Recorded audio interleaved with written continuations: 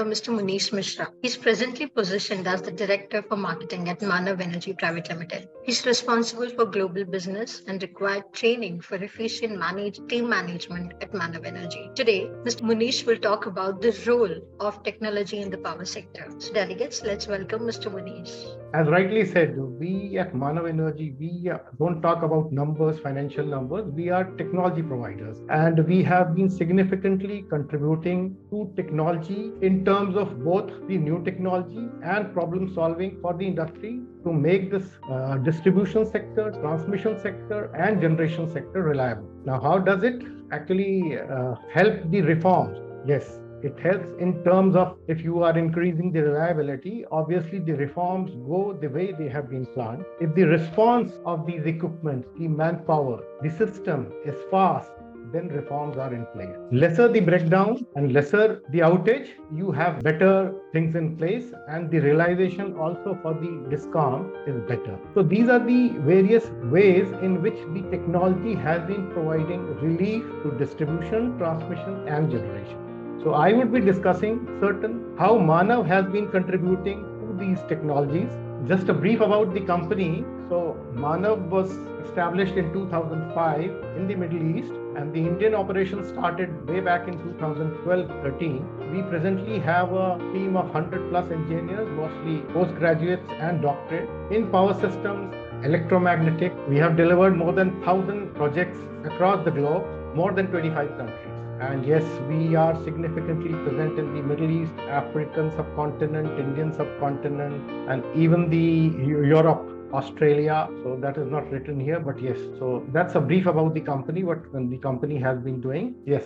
Coming to the topic. Now we understand that it has been more than 2 decades when the reform process actually started. And to name a few reforms, yes, Girish already mentioned that yes, smart metering is there. But before the smart metering, the generation reforms actually happened, wherein we were able to stabilize the grid.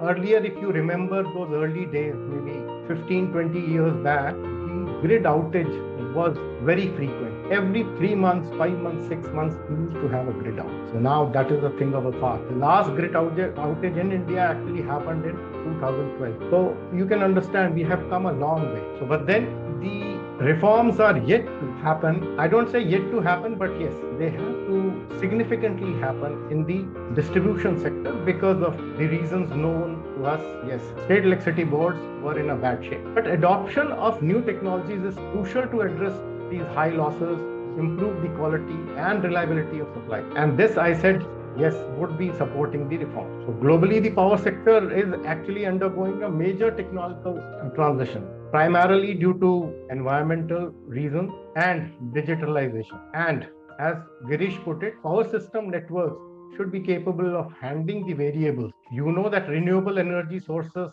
are continuously integrating in the system, but yes, it has its own advantages and disadvantages. So in the future, the technology would be digital and will drive the transformation of the power systems. Worldwide, we have seen intelligent things coming in, which actually are giving us insight when to intervene and how much to intervene, rather than a periodic maintenance schedule, which the DISCOMs, the transmission utilities, and the generating power stations have been adhering to. As you are aware, with time, we actually migrated from power generation to the renewable power generation, then energy storage systems. And now we are upgrading all these systems. The present endeavor is to increase the efficiency and go in for flexible operation.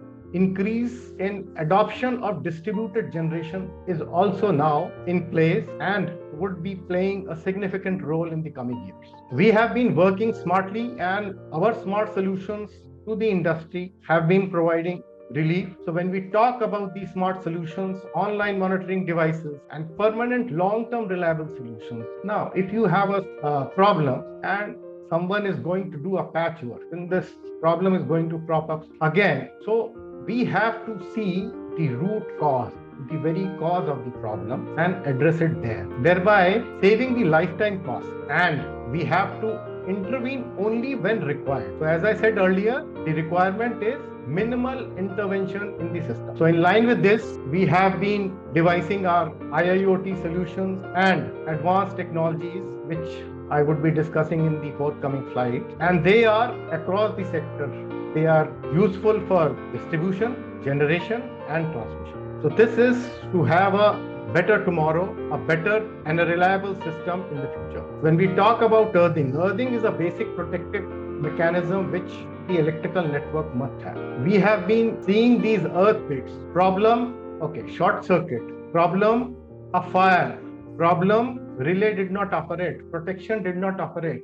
Many of such instances are because of improper earthing. Now, with the latest technology, the IEEE 80 clause 14.5D talks about permanency in earthing. So gone are those days when you used to do a revamping or a energization of your earthing system frequently, every 4 years, every 5 years. So this magic compound which you are seeing on your screens is called Curec Plus, and actually it grows like hair. It has a resistivity of 0.12 ohm per meter, and the current absorption is humongous. The normal bentonite which we talk of has a current absorption capacity of 1750 per square meter, and see the current absorption capacity here, it is 35,000 amperes per meter. This is not non-leaching, maintenance free throughout life. 20-25 years you don't have to bother. You don't even have to put water in this system. So we are providing these kinds of technology. No matter the initial cost would be a little higher, but when I talk about the cost, it should be considered as a lifetime cost. How much time did I actually rejuvenate this? Similarly, this has been an innovation in the world of earthing, wherein a remote fault time earth resistance monitoring system has been launched for first time in the world. We are the patent holder. Till now, what actually is happening in the earth pit, nobody was knowing. This is the only technology which actually wakes up at the time of fault and gives you how your earthing system actually behaves through a remote. Now, when the system is actually having a stress, now it is not required that you go and keep on testing your earthing system periodically. When and where only the problem is, you have to address that problem only. So the intervention is very minimal and the system is available 24/7. So this is our innovation, a small contribution to the society. Similarly, smart lighting solutions. So we have developed an advanced lighting management system which gives you advance notice that yes, in this particular area, there is going to be a lightning activity. This also protects you 99.99% from the lightning strike, as well as gives you an advance warning. So it gives you a warning both to the system as well as to the mankind. Okay, you can go inside. How many people have died when they were inside a building due to lightning? None.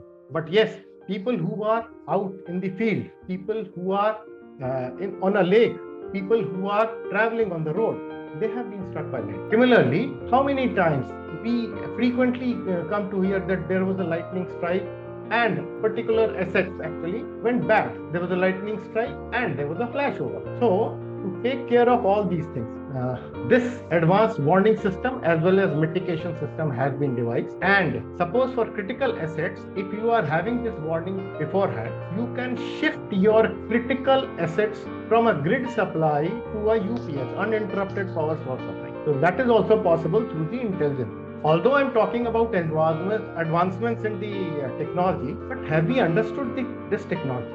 Now, with technology also comes problems. So we at Manav, as I say here with the pride that yes, our team is able to understand the technology, see the technology in a perspective which probably needs more understanding and mitigation method. Because we have been talking about maybe I'll take an example of gas insulated switchyard, which has come a long way back and it has actually reduced a lot of land requirement. The substations have gone very small, but there are immense problems related to the gas insulated switchyard. Now, to understand this technology in terms of transient, sub-transient, and in various conditions of faults, switching, lightning, then only you are able to resolve the issues. Then only you are able to pinpoint the problem. Then only you are in a position to understand the root cause. So my submission here to the August gathering is, yes, technology is good, but understanding the technology is even more important. And to kill the problems associated with the technology, is the call of it. To conclude here, yes, we are seeing climate change. It is a reality which the world is facing now. So we have a very responsible role to give our coming generations a greener planet, a reliable planet, a healthier planet. Since energy requirements are increasing day by day, the task is becoming more challenging. One option which has brought and will bring humongous relief for the power sector in terms of reliability, reduced costs, and environment protection would be the use of latest technologies to our advantage. Thank you, friends.